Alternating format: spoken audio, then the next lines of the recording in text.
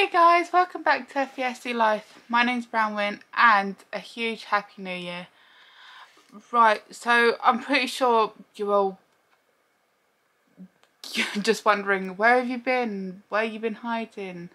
Is everything okay? And I'm going to be honest with everyone, things haven't been great. I've been so unwell. I don't think I've ever felt this rough for a long time. So if you follow me on social media, you'll know that I've been in and out of hospital quite a bit and I've been having quite a lot of tests. But if you're not, I'm just going to give you a quick rundown. It won't be too long, I don't think. But yeah, so at the beginning of last year, I started having stomach pains, and my stomach's never been okay because I've got the hernia, the sliding hiatus hernia. And as an FVSD person, I sort of, because I just thought it was related to just the hernia. I didn't think it was anything else. So at the beginning of last year, the stomach pain's gotten a lot worse, and it always felt like it was towards the top of the rib cage. So I did think it was to do with the sliding hiatus hernia, but I thought I'd just flag it up with the GP and just see what they'll say. And she said because my mum was still recovering from a major operation, they just wanted to stick a pin in it, and I'll just sort of, I should come back if things get worse. So unfortunately things did get a lot worse. I went back, but I spoke with a different doctor at the practice, and I'm really glad I did. I said that my stomach's gotten a lot worse, and I mentioned it a while ago. Unfortunately it wasn't in the system, but yeah, I spoke with her, and she, yeah, as time went on, the symptoms changed. I spoke with her, and she, because of the amount of pain, by that time the pain has gotten to be so severe, I could barely move. I couldn't bend over. I was spending quite a lot of time in bed, and so when I went to the GP, she actually felt my stomach, and I screamed, and she she felt my stomach, and because I screamed, she said, okay, what I want to do is change the medication first before we refer you to anyone. I just want to change your up the dosage first, and just see if that improves, helps anything, and if anything it made things worse. And so I went back, and she said come back in a few weeks if things don't change. And I went back, she felt my stomach, I still screamed, and she said, okay, right, you need to go to A&E because this isn't okay. And I said, oh, alright then. So I went to A&E, and right, so the one thing that people need to understand before I talk about the A&E story is that after COVID, quite a lot of things have changed and stuff, and so I went in, and obviously there was a wait, which I was happy, which I don't really mind. But the thing is, I wasn't given a letter from a GP, and if you're referred to A&E through the GP, you're supposed to be given some sort of letter to sort of give the hospital a guideline, just to say, oh, okay, right, so that's what's wrong. Because I didn't actually have the initial letter, I didn't know I was supposed to have one. I was waiting for a long time. They didn't know what to do, so they felt my stomach. I still screamed. They took my bloods, and they tested it for all the serious stuff, like all the really, really serious stuff, and it all came back clear. And they said, right, so, and they explained that they couldn't do anything, so it's not because they're a bad hospital at all. It was simply because it's just, they gave me a load of references though. They recommendations, that's it, recommendations. And it was to see a gastrologist, no, gastroenterologist, to have another gastroscopy and to just like speak with a whole bunch of people. And I was like, yeah, that's okay. So I went home. Things didn't improve. It got to the point of where I can barely eat because I feel so nauseous. I am so severely bloated, and I went to GP because I'm struggling to eat at this point. I still eat because I have to, you know. But the thing is, I'm not eating to enjoy it or anything. I'm eating to get nutrients. So I went to GP and I was saying, listen, I can't eat anymore. I can't. And I said, look, I'm finding it really hard to eat. And she said, right, okay. And I explained everything that was going on, and she just said, right, okay. And the thing, she also thought at the beginning it was to do with the hernia as well. When we both went in right before everything, I forgot to mention, she also thought it was to do with the hernia. So, and when I mentioned that I couldn't eat properly, she thought it was something a little bit more serious, but nothing as serious as what it is now. But yeah, she put me in for an emergency gastroscopy.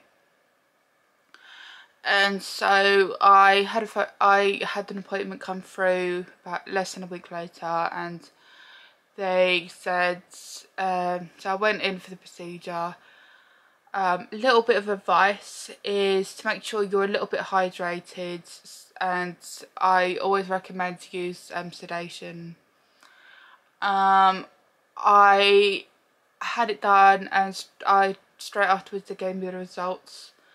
And they basically, what they found with the gastroscopy is something called gastric intestinal metaplasia. Don't look, if people look it up, it will come up with cancer. It's not cancer, I can tell you that now.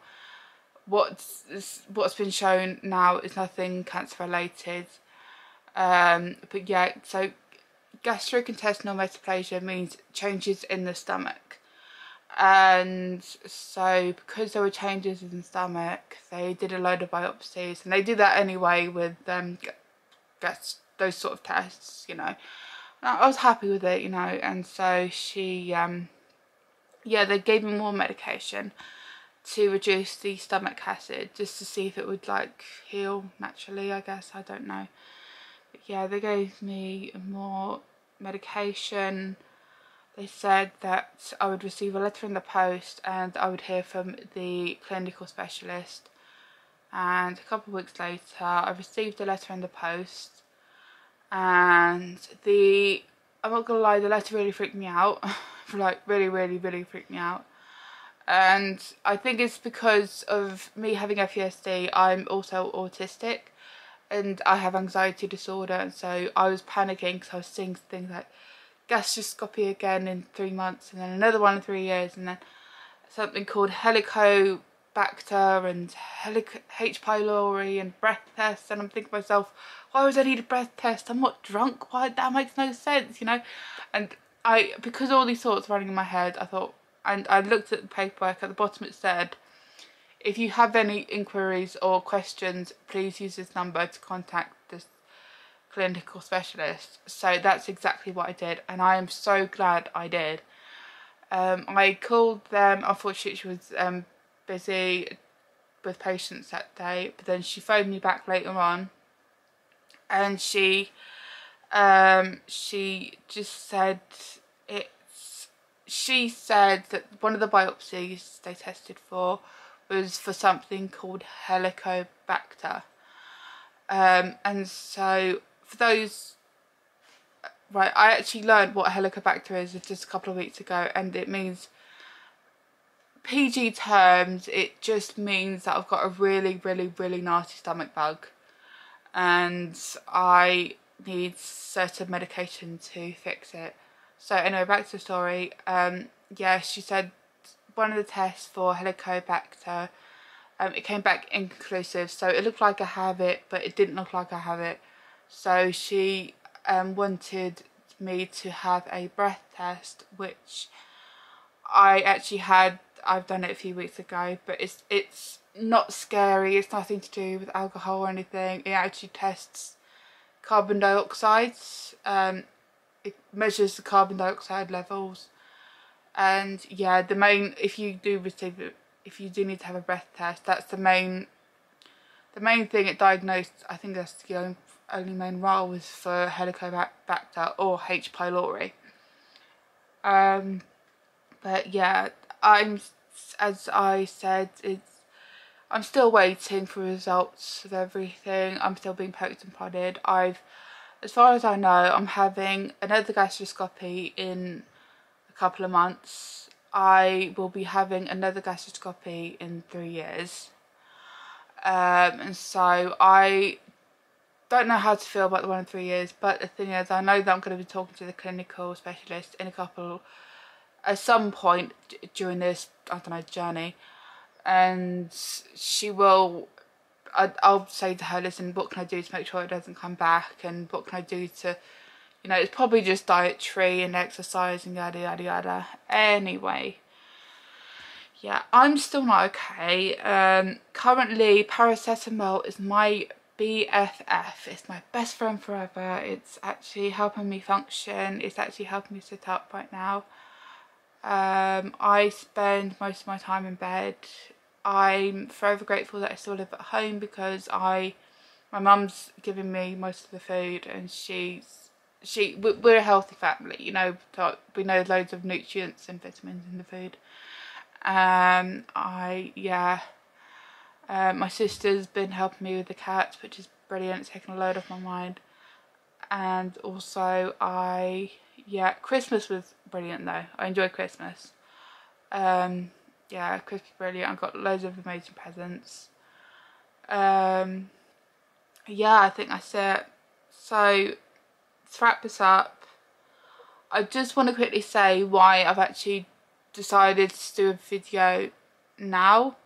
So I don't know if people have been watching the media, but they've started to talking about sodium valproate again, and I just wanted to.